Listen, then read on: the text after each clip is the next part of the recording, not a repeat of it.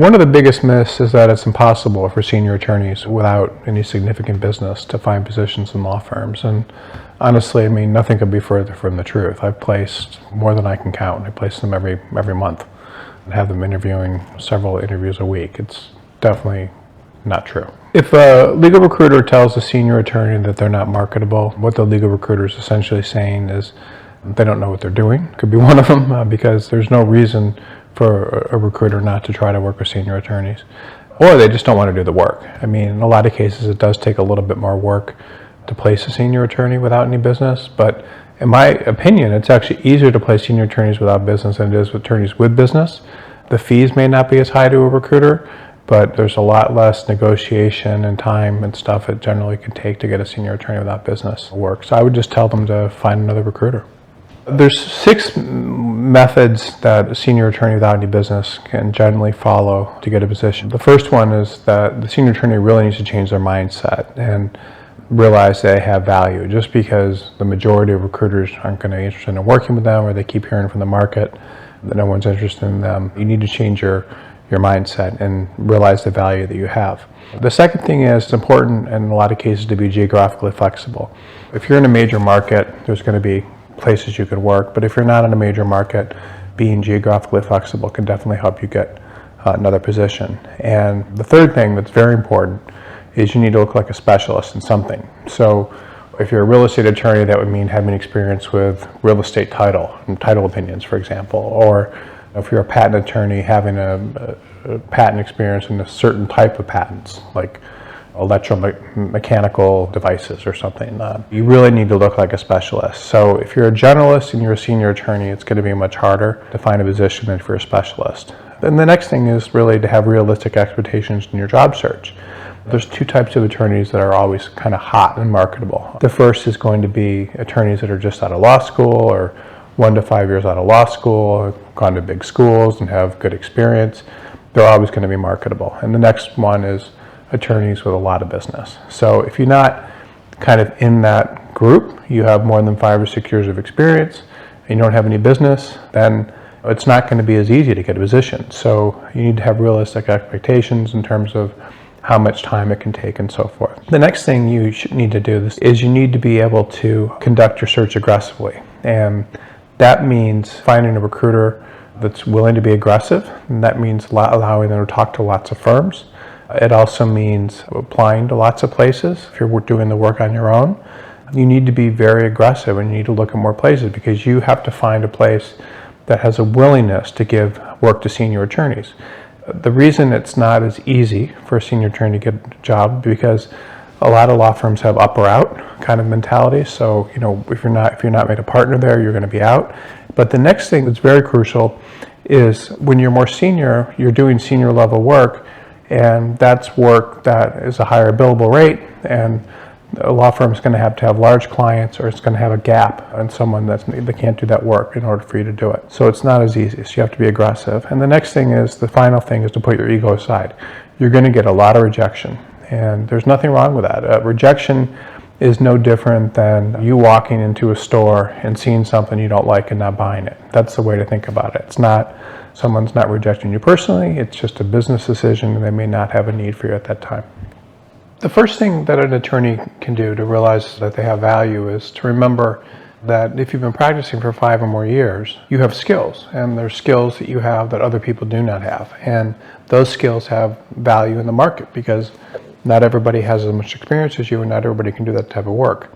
And the other thing to remember is, regardless of what type of work you do, there's going to be someone, interested in you, because you just need to be able to market yourself properly. You need to find someone that's willing to hire you that has a need for someone with your skills. So here's just a few suggestions of the kinds of people that will hire you. The first is startups and new and upcoming firms. So one of the reasons startups and newer firms are good for attorneys is because a lot of younger firms, especially ones that have just started, are a lot of times seeking credibility with clients, and they need people to do senior level work. So they like saying that, this person practiced at this firm for 10 years or whatever, or 15 years, or especially if you've been a partner at a big firm. And so that helps them. In established law firms, that's the second place you can get a job. A lot of times a senior partner will leave and leave an established book of business. That's especially true in practice areas like ERISA, some IP type work, tax, bankruptcy sometimes. And so when they leave that book of business, that's an opportunity for a new partner to come in. Another one that's very good is the law firms in new practice areas. So a lot of times a law firm will add a new practice area like IP or real estate, just different types of practice areas. And the law firm a lot of times will need someone who can come in and do the work. And so that's another great opportunity. And then another good opportunity also is when law firms open branch offices, because when a law firm opens a branch office, they can't always find people with established books of business to come in right away. So that's also a good opportunity for the firm. The reason it's important for a senior attorney with no business to be geographically flexible is because the more likely you are to find a job, the more markets you're searching in. So it's just kind of simple economics. In addition, I mean, there's just sometimes in the country, there's certain hot pockets of activity. So in Orange County, California is very hot right now for litigators. And so senior litigators can get positions there. I don't know why it's a hot spot for senior litigators. San Francisco at the moment is very hot for real estate attorneys, and so are parts of the Midwest. So you just never know. So if there's a hot spot, then moving can be a good thing, and you can get hired as a senior attorney. Think about it like in terms of the law of supply and demand. There's lots of litigators, for example, so more than half the attorneys are litigators. But in terms of some subspecialties and specialties, there's very few specialists. So if you're a very specialized type of attorney, you specialize in asset protection or some sort of kind of niche discipline, there's a good chance you can find a position. And what we do at BCG is we've been keeping track of all the openings we've had for like the past 20 years, for example. And that allows us to go in and actually see the places that have had needs for certain types of specialists in the past. And that's very useful. I mean, we make placements several times a month of very senior niche attorneys that may have some very niche type of experience. I can think of attorneys in patent law and real estate and litigation and environmental and just different types of things that where a law firm does a certain very well-defined type of work and has needs for those people on occasion. And sometimes they're in weird areas. It could be like in Sacramento or Pittsburgh. I mean, Pittsburgh is not necessarily a weird area, but it's not an area where you would think, like, for example, there's a lot of environmental related work, and there is. Another thing that's important is for transactional attorneys. Law firms love transactional attorneys, so it's much easier to find a position if you're in a transactional practice area, such as ERISA, real estate, patent prosecution, tax, and that sort of thing if you're a senior attorney. What that means is that the first thing is you're probably not going to get the same salary and perks at a new firm if you're leaving an existing firm. So if you've been at a giant AmLaw 50 or 100 law firm and you're moving as a senior attorney, you may not be able to get a position in another major law firm. Therefore, you may not get the same salary. And the other thing to remember is when a law firm is bringing in a senior attorney, they're taking a risk. There's really four main things that they're risking. The first is they're risking that you may not be as productive, or you may have other issues that cause you to look for a position in the first place. Older attorneys can slow down. When they're let go a lot of times, or when the law firm doesn't need them, they may be letting them go because they're not productive or they don't feel like their work's good. So you may have other issues that are causing you to look for a job, so they have to be cautious about that. If they bring in a senior attorney, they may upset senior associates and others because suddenly someone is doing partner level work that's no longer available to senior associates, and those people are going to miss out on the work. It's expensive to give senior attorney work because that's work that's not being done by partners, and that means there's going to be less compensation for the partners that are giving the work away. And the fourth thing is you could be a liability for the law firm if you don't work out. A lot of times when a senior attorney loses their job for performance-related issues, we'll say that we're being discriminated against because of their age and so forth, and they may file a lawsuit. So law firms can be concerned about that. Someone who conducts their search aggressively and does things that other attorneys do not is someone who's likely to be bold, which means sometimes it means mailing in a resume. It could mean making a phone call and saying you're interested in a job. I had one attorney that I hired not too long ago that walked in to my office and said that they saw that I had an ad for an attorney.